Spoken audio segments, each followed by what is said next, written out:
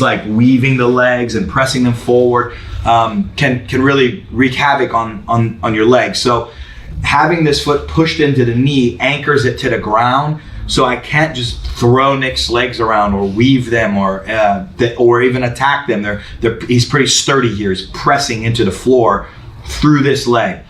This knee would connect to his elbow, so then this would be his somewhat of a stance, I guess you could say, the bottom position for him as a resting defensive scenarios. Elbow connected to the knee, foot connected to his knee, which all goes through the ground, and then he's got his frames on his arms, this elbow down on the shoulder, this one in the armpit.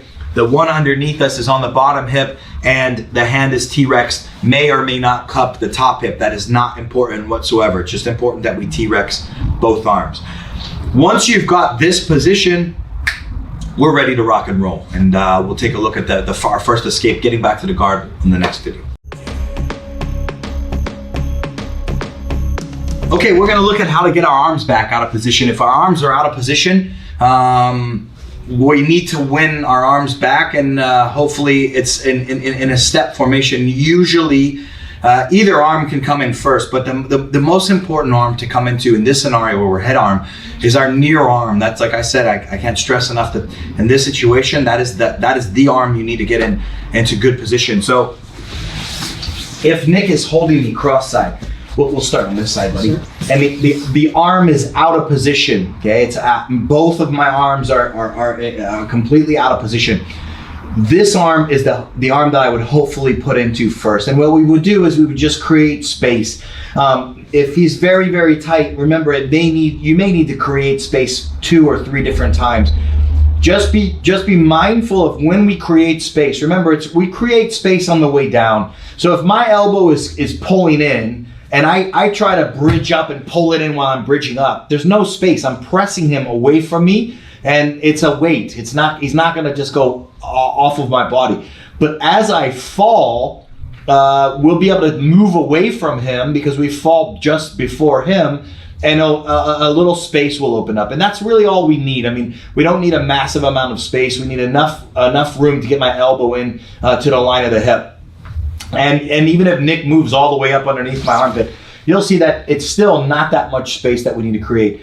The bridge is up in the corner. I want to bridge up to my left corner, and we can use our right arm on the neck. Now, we have to be a little cautious about how carried away we get by pressing his head around, because if I press his head around too crazy or too far, he can mount me and spin onto this arm, okay?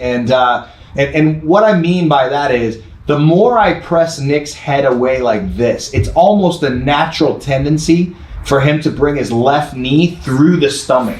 Yeah, and it almost helps him, okay? So I have to be somewhat cautious of, hey, just drive his head away.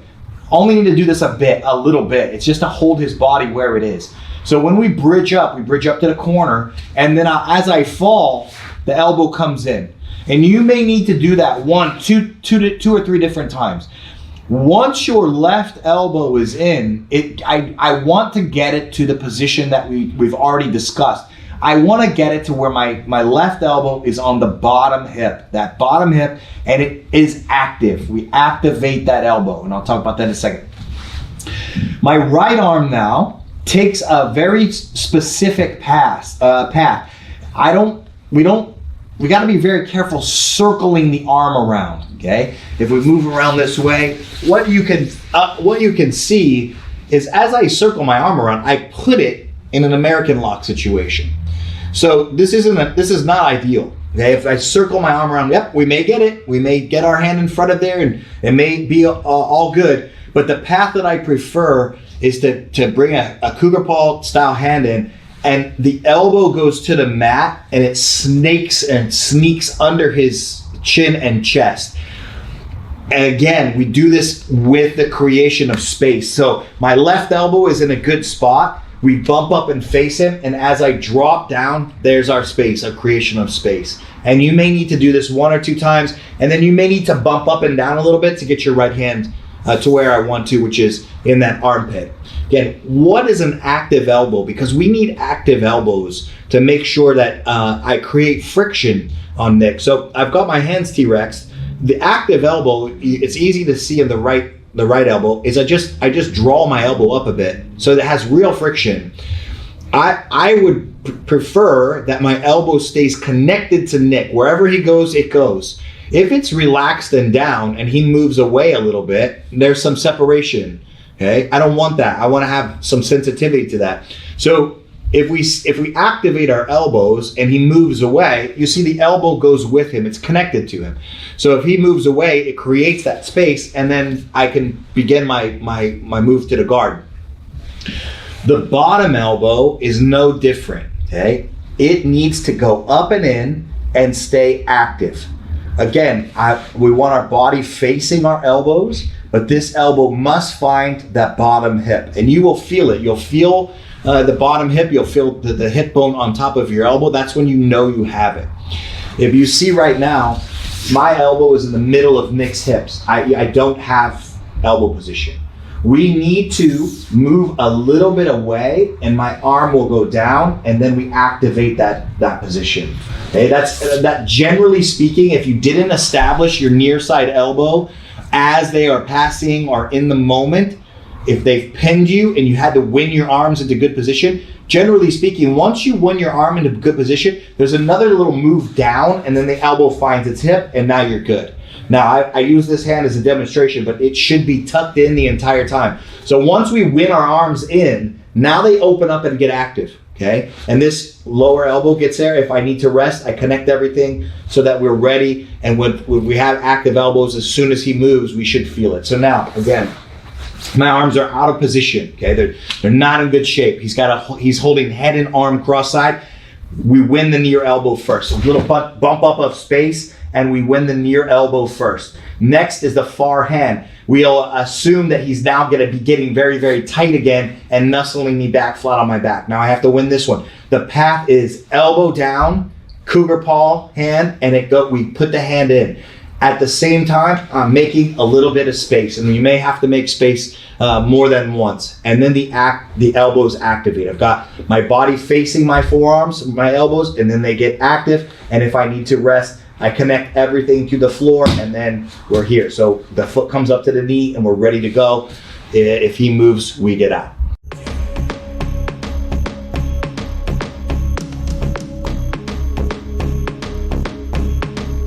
All right, we're gonna look at how to get just to the back to the guard, an elbow escape back to close guard, or any guard, a couple different guard scenarios off of head arm cross side. Let's see. Once again, I am pinned on cross side bottom. I've won. I've got good elbow positions. I've won my elbow positions. Okay.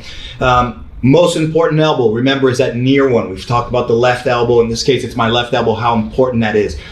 When we are ready to put him in the guard, whether it's because I am in such good position with active elbows and he opens space, or we're gonna assume that we create the space and bring my left knee in. Our first goal is to replace my left elbow with my left knee. So it's to still stay in control of his bottom hip. Okay, I call this the bottom hip, the far one. I still want to stay dominating that hip. We're just gonna move our elbow. We're gonna replace it with our knee. When we're ready to go, it's a good idea to just bring our feet slightly away from our training partner so that we get a little bit more bridge, and our hips are gonna come out to the side a little bit more. Again, on this scenario, when we're bridging, it's a good idea to put your toes down. So when we back heel, the toes go down and the heels go down. When your toes go down first, it's gonna give you guys the ability to put your heels much tighter to your hips. If I demonstrate where I can bring my feet to my butt, it's pretty close. Okay, that my right foot is pretty close to my hip. But if I put my toes down first and then put my feet down, they're connected right now. Now, we don't always need to connect them like that, but it's a good trick, especially when we're in the heat of the moment and we need to use some speed. It's a good trick to go toes, heel. And then we bridge up into him, and then we lift our elbows up off of our platform. I'm gonna show you guys what I'm talking about. So it goes, we create space. I'm gonna talk about creating space in 1 minute. Our left knee will replace our left elbow. When the left knee replaces the left elbow, we will begin to dominate the near hip now with my left hand. And I will continue to drive away with my left hand.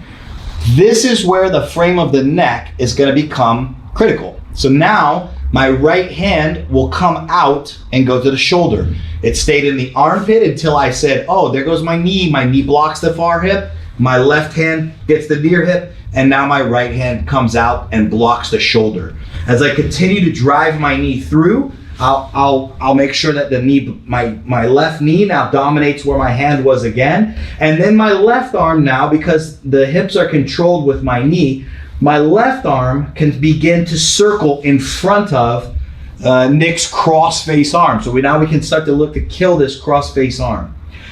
With our left leg, I want to do something very specific with my left leg. I want it to drop into the middle. And if I'm looking for close guard, I generally don't want to have my left leg hanging on his thigh. The easiest way to do that is to point your knee to the ceiling and extend your hip. I'm going to extend my hip. It's going to flatten me out when I point my left knee to the ceiling. And then my my left foot will find the floor. Because as my knee goes to the ceiling and I extend my hip, it's going to flatten me out and it'll change the angle of my left leg. And now my left leg made it to the floor, okay? Once the left leg is on the floor, I can use the floor to hip escape outward on my side, and then I can circle my foot out, okay?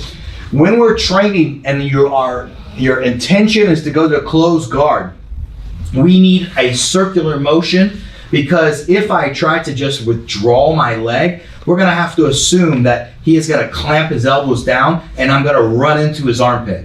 So it'll be difficult to pull the leg out. It won't be difficult to circle the leg out. And then we can lock up our close guard, okay? I'm gonna do it on the opposite side just for argument's sake. Now, how do we create the space that we need to bring our knee into the elbow? This is very important. When we're bridging, we'll assume that Nick is on this side of my body. When I'm bridging into him, it's a bridge and then the elbow will lift off of my hip. So the bridge is 2 steps. It's a wave. It's a bridge and then it's a drop. When we get to the top of our bridge, that's when the elbow is going to spring off of our hip. Okay, we're going to spring. It springs off as we drop and then the knee comes in. If you guys can think about, if you think about the elbows not pushing your training partner away. I'm not going to push Nick away from me with my elbows. There's such a small movement in my elbows. What you're going to do is you're going to more hold him in the air or hold him up where he was. So your bridge is going to come up. The elbows then come away from your hip at the top of the bridge, but they're only coming away from your hip a very small amount. They can't really come away from your hip and stay strong very far. I'm not straightening my arms. We're just using our elbows. So when they come away from your hip and you drop, that's when the space really opens up. If you can imagine, I hold Nick in the air and then I drop my hips. And I don't mean hold him up, this whole body, but I hold his hip where it is with my elbow and then I drop out from underneath. That's when that space happens. So you'll see if this elbow is on the bottom hip, when we bridge into our training partner, there goes my hip bridge. Now my elbows activate. He doesn't go very far. He